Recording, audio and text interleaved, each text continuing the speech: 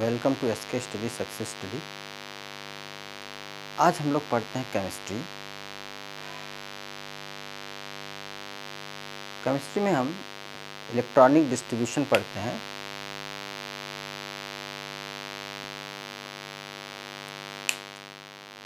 Chemistry class 10 electronic configuration. जब हम लोग इलेक्ट्रॉनिक कन्फिगरेशन पढ़ लेंगे तब हम लोगों को पता चलेगा कैसे हम आयन का फॉर्मेशन करेंगे। फॉर्मेशन ऑफ आयन पढ़ने के लिए पहले हमें इलेक्ट्रॉनिक कन्फिगरेशन सीखना होगा। तो इलेक्ट्रॉनिक कन्फिगरेशन होता क्या है, पहले हम लोग ये जान लेते हैं कि क्या इलेक्ट्रॉनिक कन्फिगरेशन क्या है। इलेक्ट्रॉन का distribution of electron in different shell और arrangement of electron in different shell. जैसा कि हम लोग जानते हैं कि जो एटम्स होते हैं उनके न्यूक्लियस में न्यूट्रॉन और प्रोटॉन होते हैं और उनके चारों तरफ इलेक्ट्रॉन चक्कर लगाते हैं। ये जो इलेक्ट्रॉन चक्कर लगाते हैं ये डिफरेंट सेल में लगाते हैं और इन डिफरेंट सेल को हम एनर्जी लेवल कहते हैं। एनर्जी लेवल या इनको हम ऑर्बिट भी कहते हैं। ऑर्बिट या इसको हम डिफरेंट नंबर से रिप्रेजेंट करते हैं, जैसे 1, 2, 3 एंड 4। ये जो डिफरेंट टाइप्स के एनर्जी लेवल है जिसे हम सेल भी कहते हैं, ये के सेल है। न्यूक्लियस के बाद जो फर्स्ट सेल होगा K, L, M, N and so on. और इस सेल को हम जो के, एल, एम से रिप्रेजेंट करते हैं उसको हम 1, 2, 3 और 4 से भी रिप्रेजेंट करते हैं। तो हम आज पढ़ेंगे electronic configuration according to Bohr Bury. Bohr Bury scheme. Bohr Bury ने बताया कि इलेक्ट्रॉनों का अरेंजमेंट डिफरेंट सेल में हम लोग करते हैं और उस डिफरेंट सेल को, फर्स्ट सेल को के से रिप्रेजेंट करते हैं, सेकेंड सेल को एल से, थर्ड सेल को एम से और फोर्थ सेल को एन से, ओ, पी, इस तरह से। और इसको के, एल, एम, एन के अलावा 1, 2, 3 एंड 4 से भी रिप्रेजेंट कर सकते हैं। तो बोरबरी ने बताया कि किसी भी सेल में इलेक्ट्रॉन कितने हो सकते हैं, 2n² से अधिक नहीं हो सकते हैं। जहाँ पर n क्या है, n is the number of shell. Number of shell अगर हम जानना चाहें कि नंबर ऑफ सेल यानी फर्स्ट सेल में कितने इलेक्ट्रॉन हो सकते हैं तो हम 2n² से निकाल लेते हैं। जैसे 2n² मतलब 2 into n means number of shell 1 square, 1 square means 1, 1 square means 1, 2 into 1 यानी 2। फर्स्ट सेल में कितने होंगे, 2 इलेक्ट्रॉन हो सकते हैं। उसी तरह से सेकेंड सेल में निकालें तो 2 इंटू n² यानी कि 2 स्क्वायर, 2 स्क्वायर मीन्स 2 इंटू 2 4, तो 2 इंटू 4 यानी 8। तो सेकेंड सेल में कितने इलेक्ट्रॉन हो सकते हैं, 8। थर्ड सेल में अगर जाने तो 2n² के अनुसार 2 into 3 square, 3 square means 3 into 3 यानी 9, 2 इंटू 9 18 इलेक्ट्रॉन हो सकते हैं। इस तरह से हम नेक्स्ट सेल में या किसी भी सेल में नंबर ऑफ इलेक्ट्रॉन मालूम कर सकते हैं। तो इसके अनुसार, बोरबरी के अनुसार, किसी भी सेल में 2n² से अधिक इलेक्ट्रॉन नहीं हो सकते। के सेल में मैक्सिमम 2 इलेक्ट्रॉन, एल सेल में इस 2n² के अनुसार के यानी फर्स्ट सेल में 2 इलेक्ट्रॉन, एल यानी सेकेंड सेल में 8 इलेक्ट्रॉन, एम यानी थर्ड सेल में 18 इलेक्ट्रॉन, एन यानी फोर्थ सेल में 32 इलेक्ट्रॉन हो सकते हैं। तो हम इस डिफरेंट एनर्जी लेवल में अब हम इलेक्ट्रॉनों का अरेंजमेंट करते हैं। Arrangement of electron in different energy level is called electronic configuration.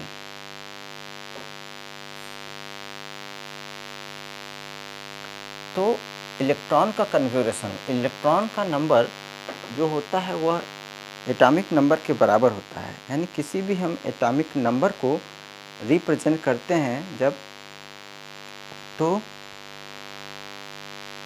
वो इलेक्ट्रॉन का, जैसे हाइड्रोजन है, hydrogen, helium, lithium, beryllium, boron, carbon, nitrogen, oxygen, fluorine, neon, sodium, magnesium, aluminium, silicon, phosphorus, sulphur, chlorine, argon, potassium और calcium. इसका atomic number दिया हुआ है 1 2 3 4 5 6 7 8 9 10, इस तरह से alphabetical sorry number wise, serial wise दिया हुआ है। तो इसी वन जो इलेक्ट्रॉन है इसका हम डिफरेंट एनर्जी लेवल यानी के, एल, एम और एन में रिप्रेजेंट करेंगे।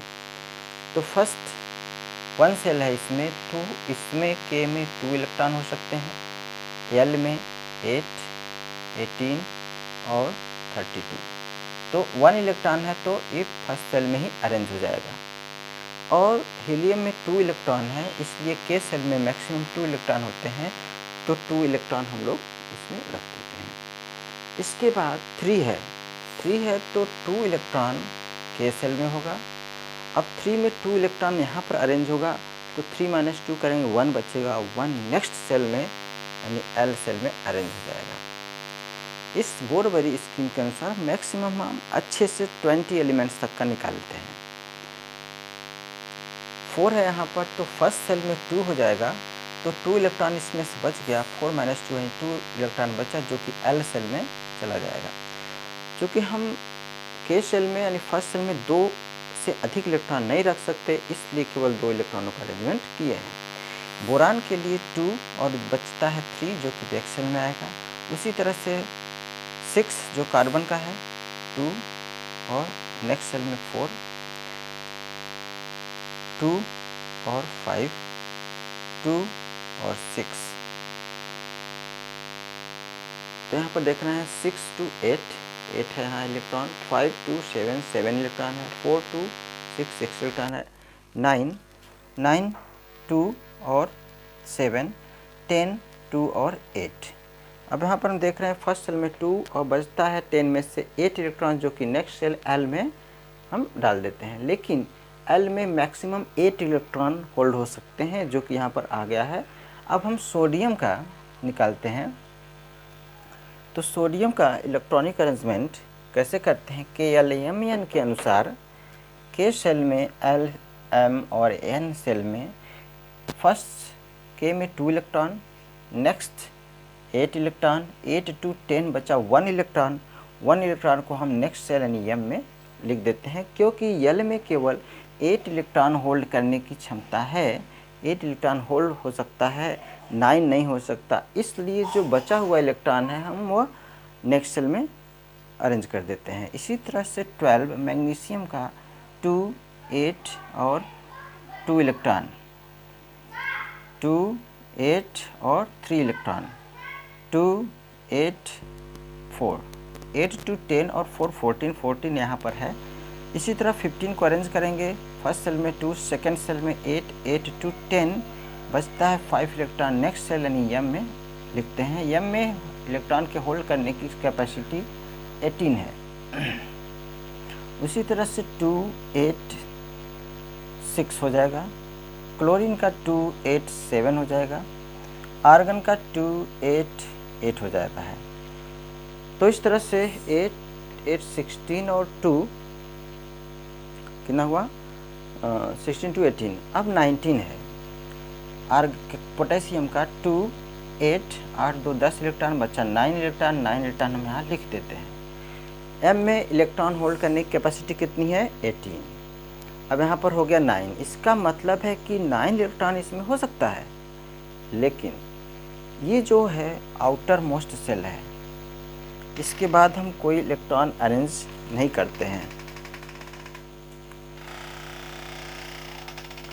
क्योंकि यहाँ पर 9 इलेक्ट्रॉन है, आउटर मोस्ट सेल है। अब देखिए यहाँ पर भी इसमें आउटर मोस्ट सेल ये है, आउटर मोस्ट सेल में जो सबसे लास्ट में समाप्त हो जाता है। यहाँ पर 3 है, यहाँ पर 4 है आउटर मोस्ट सेल, यानी एम इसमें आउटर मोस्ट सेल में है। एक बोरबरी के अनुसार बोरबरी ने यह भी बताया कि जब आउटर मोस्ट सेल हो तो उसमें 8 से अधिक इलेक्ट्रॉन अरेंज नहीं हो सकते, जबकि उसकी कैपेसिटी होती है अरेंज करने की। जैसे यहाँ पर m है, इसमें 3 इलेक्ट्रॉन होल्ड करने की कैपेसिटी है, यहाँ 9 हो सकता है, लेकिन ये आउटर मोस्ट सेल है, सबसे बाहरी इलेक्ट्रॉन है, इसलिए हम इसमें होल्ड करने की कैपेसिटी होते हुए भी हम इसको 9 नहीं रख सकते हैं। किसी भी आउटर मोस्ट सेल में 8 इलेक्ट्रॉन से ज़्यादा नहीं हो सकते हैं। तो हम इस तरह से यहाँ पर हम 9 न लिख करके यहाँ पर ये रंग हो जाएगा, 8 लिखेंगे और बचता है 8 2 16, 16 2 18, 18 और 1 इलेक्ट्रॉन बचता है, 8 इलेक्ट्रॉन बचता है, जो नेक्स्ट सेल यानी n सेल जिसकी कैपेसिटी 32 इलेक्ट्रॉन की है उसमें अरेंज हो जाएगा। तो इसका इलेक्ट्रॉनिक कन्फिग्रेशन हो जाएगा 2 8 8 1। और इस समय आउटर मोस्ट सेल जो है n सेल है और n में 8 इलेक्ट्रॉन से अधिक नहीं है, यानी 1 है, जो कि 8 से कम है। इसी तरह से कैल्शियम का हो जाएगा 2 8 8 और 2।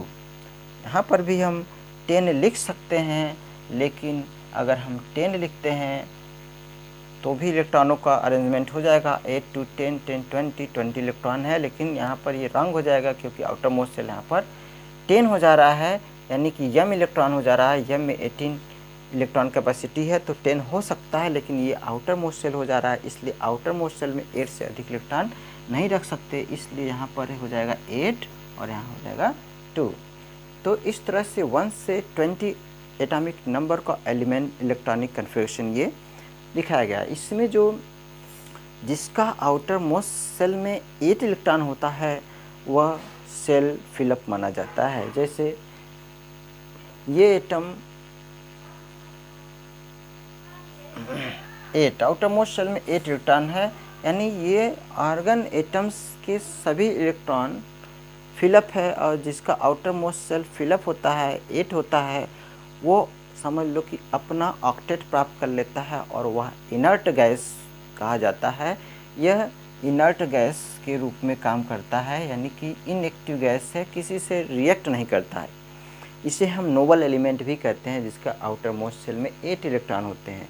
जैसे नियॉन भी नोबल एलिमेंट हो गया, नोबल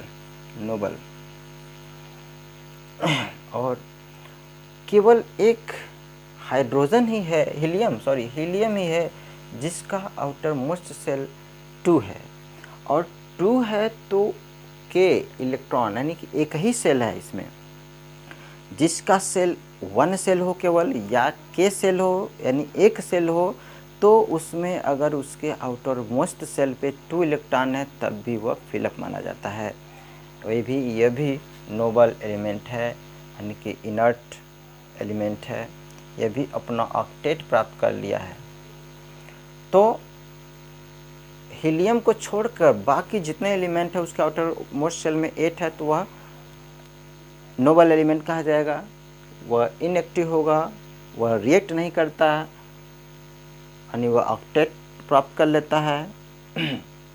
तो लेकिन k को छोड़कर हीलियम अगर k सेल है केवल, उसमें 2 इलेक्ट्रॉन होने पर ही वो फिलअप माना जाता है।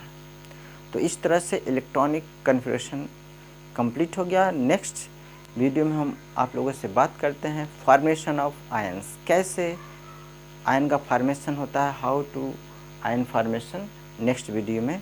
Okay, thank you for watching.